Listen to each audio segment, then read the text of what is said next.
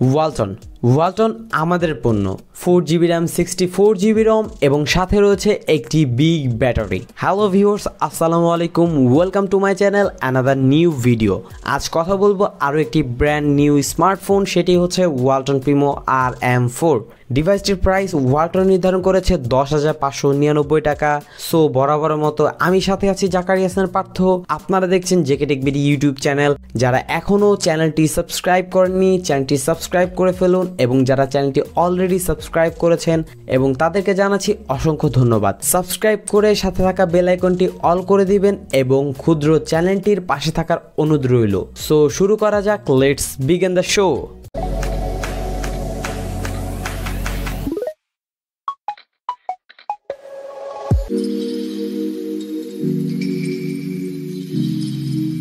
আজকের ভিডিওটি স্পন্সর করেছে মোবাইল এন্ড গিয়ার। তাদের কাছে পেয়ে যাবেন এই ডিভাইসটি, এবং এই ডিভাইসটি সহ সকল ব্র্যান্ডের স্মার্টফোন রয়েছে তাদের কাছে। চাইলে অনলাইনের মাধ্যমে অর্ডার করতে পারেন। তারা খুবই সহজেই কুরিয়ারের মাধ্যমে সকল প্রোডাক্ট ডেলিভারি দিয়ে থাকে, এবং তাদের রয়েছে ফেসবুক পেজ, চাইলে সেখানে যোগাযোগ করতে পারেন। ডেসক্রিপশন বক্সে তাদের সকল তথ্য দেওয়া রইল, প্লিজ চেক ইট। সো চলুন আমরা এই ডিভাইসটি আনবক্সিং করে ফেলি এবং বক্সের মধ্যে কি কি অ্যাক্সেসরিজ থাকছে তা একটু দেখে নিই।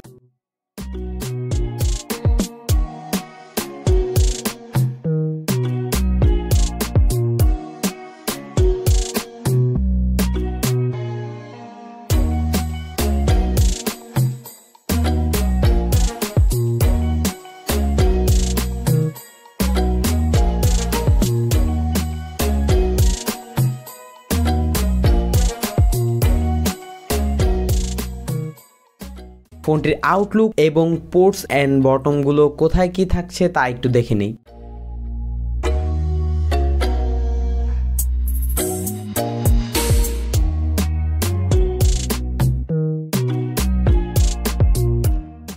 এখন কথা বলবো এই ডিভাইসটির ডিসপ্লে নিয়ে। ডিসপ্লেতে ইউজ করা হয়েছে 6.5 ইঞ্চির একটি বিগ স্ক্রিন, যার রেজলিউশন হচ্ছে 720x1600 পিক্সেলস, এবং এটি একটি ভি নচের IPS HD+ ডিসপ্লে। ডিসপ্লেটির নিট ব্রাইটনেস হচ্ছে 450, যা ছিল অ্যাভারেজ। ডিরেক্ট সানলাইটে কিছুটা সমস্যা হবে, তবে চালিয়ে নিতে পারবেন যেহেতু এটি একটি এন্ট্রি লেভেল বাজেটের স্মার্টফোন। সো চিন এবং বেজেল এরিয়া কিছুটা বেশি ছিল, তবে বাজেট বিবেচনায় বিষয়টি মেনে নিতে হবে আমাদেরকে।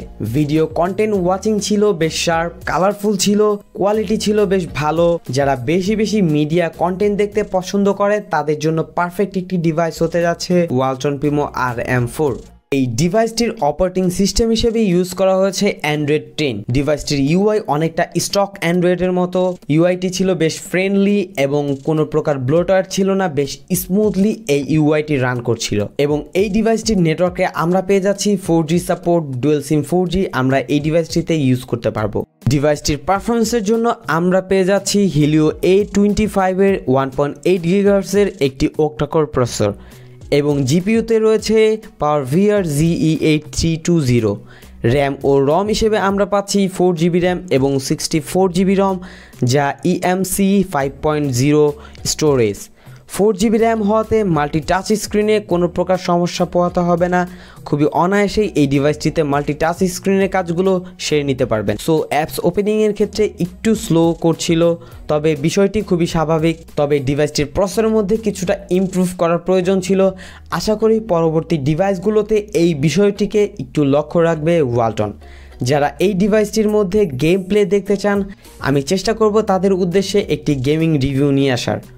এই ফোনটির পিছনে যে ট্রিপল ফ্লেয়ার ক্যামেরা সেটআপটি রয়েছে, তার মেইন ক্যামেরা হচ্ছে 13 মেগাপিক্সেলের একটি সনি সেন্সর ক্যামেরা, এবং দ্বিতীয় যে ক্যামেরাটি রয়েছে তা হচ্ছে 5 মেগাপিক্সেলের একটি আলট্রা ওয়াইড অ্যাঙ্গেল ক্যামেরা, এবং আরও একটি ক্যামেরা রয়েছে তা হচ্ছে একটি VGA ডেপথ সেন্সর ক্যামেরা। ক্যামেরার পারফরমেন্স ছিল বেশ ভালো, বেশ শার্প ছবি দিচ্ছিল, কালার কন্ট্রাস্ট লেভেল ছিল ঠিকঠাক। সো বলা যায় বাজেট ডিভাইস হিসেবে কাজ চালিয়ে নেওয়ার মতো। 5 মেগাপিক্সেলের একটি আলট্রা ওয়াইড অ্যাঙ্গেল ক্যামেরা তারা ইউজ করেছে, এটিও ছিল অ্যাভারেজ। মাঝে মাঝে ওয়াইড অ্যাঙ্গেলের ছবিগুলো তুলতে পারবে, তবে হতাশ করার বিষয় ছিল এই ফোনটির ডেপথ সেন্সর ক্যামেরা। কেননা এটা কোনো কাজেরই মনে হয় নাই, জাস্ট একটা শো অফের মতো বসাই দিছে। জানি না কেন বিষয়টা এমন, নাকি বুঝতে পারছি না যে আমরা 3টা ক্যামেরা আপনাদেরকে দিচ্ছি।